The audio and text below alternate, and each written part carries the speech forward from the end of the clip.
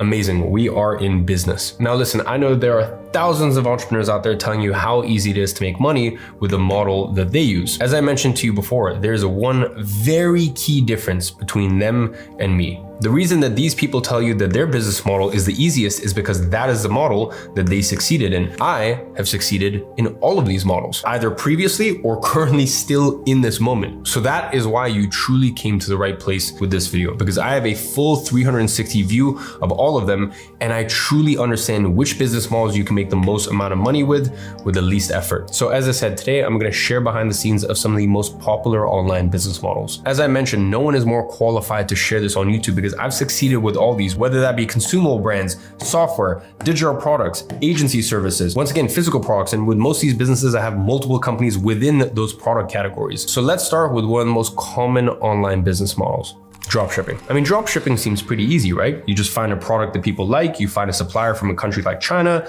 you list the product on your website, and the sales start rolling in. Voila, surely. And the best part is that all of the fulfillment is taken care of by your supplier. Well, my friend, I wish it was this easy, but unfortunately, it's not. So let's see how dropshipping stacks up in our 5 categories, starting with upfront capital. You see, one of the most expensive parts when it comes to starting a dropshipping business is finding a winning product, or at least a legal one. Anyways, that usually requires weeks, if not months, of running paid ads just to see whether you have found a product that actually sells. Then when it comes to scalability, I mean, to be honest, it really depends. Traditional dropshipping isn't scalable at all. Dropshippers continue to test products, always closing old stores that are dying and building new stores for the next fad or the next product that they find that's a winner, but then fades over time. So if you're building real, actual brands, like I do with my e-commerce products, then yeah, sure, it can be very scalable. But then again, I say that, and there's issues all the time, even just yesterday. Listen, it wasn't a massive order, it was only about 1,000 units. So those 1,000 units of one of our SKUs at the eyewear company, whatever, that's 125 grand worth of sales or stock. So it's a very small part of our order. But anyways, in the production, there was some discoloration. For us, that's not acceptable. We're never gonna sell that to our customers. So there we go. Now I'm set back 2 to 3 months on that specific SKU. So it is scalable, but you can,